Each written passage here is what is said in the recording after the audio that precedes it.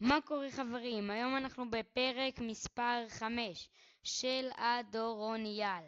היום בפרק אנחנו עומדים לנחש את המשחקים האחרונים של המונדיאל הזה. צרפת שפוגשת את אנגליה במשחק על המקום השלישי, וספרד מול ארגנטינה שזה הגמר. אנחנו מתחילים עם צרפת שפוגשת את אנגליה במשחק מעניין מאוד. צרפת שהפסידה לספרד 2-0 באנגליה שהפסידה לארגנטינה 2-1. הניחוש שלי הוא שצרפת תנצח בהפרש של שער אחד 2-1, שהנבחרת הצרפתית תנצח את אנגליה.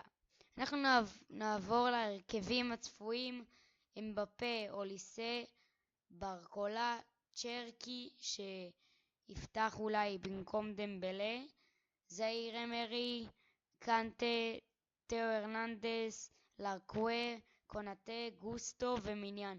הרכב מאוד שונה, אפילו אפשר לקרוא לזה כמעט הרכב שני של נבחרת צרפת.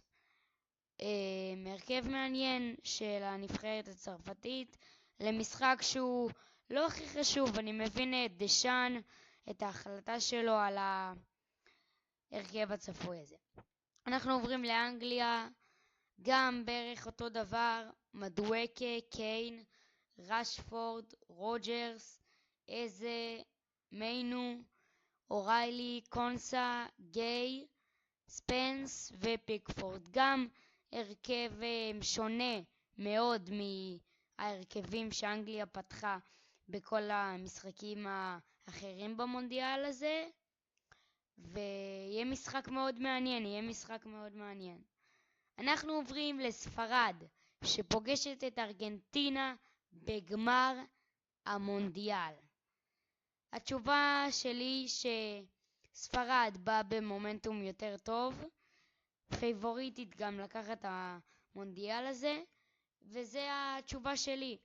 ספרד תנצח את הגמר הזה גם 2-1, שמסי ייפול בגמר ברגע האחרון, אפשר להגיד הרגע האחרון בקריירה שלו. מסי יפסיד וספרד תזכה במונדיאל אחרי 16 שנה. ההרכב הצפוי: מייקל אוריאל סבא, למין ימל, דני אולמו, אלכס באנה, רודרי, פביאן רואיז, פדרי עוד פעם כנראה לא יפתח, זו החלטה של דלפואנטה, פדרו פורו, קוברסי, לפורט, קוקוריאה ואונאי סימון. זה ההרכב הצפוי ושדלפואנטה וספרד הולכים איתו עד הגמר, חוץ מהשינוי של פדרי.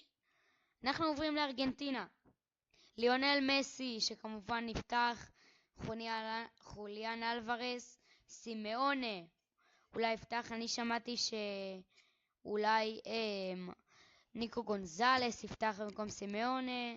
אנחנו נראה את ההרכב מחר: פרדס, מקליסטר, פרננדס, טליאפיקו,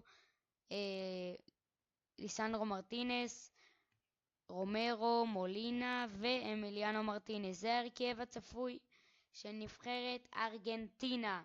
אז חברים, זה הניחושים שלי למשחקים האחרונים של המונדיאל. אנחנו הולכים היום ומחר להיפרד מהמונדיאל, ומקווה שיהיה לנו משחקים טובים, גם של ספרד מול ארגנטינה וגם של צרפת מול אנגליה. אז חברים, זה היה הסרטון של היום, מקווה שיהיה גמר מצוין. וחברים, אני עומד לסיים את הסרטון בעוד 3, 2, 1, יאללה ביי. נפגש בסיכום הגמר וסיכום צרפת מול אנגליה. יאללה ביי.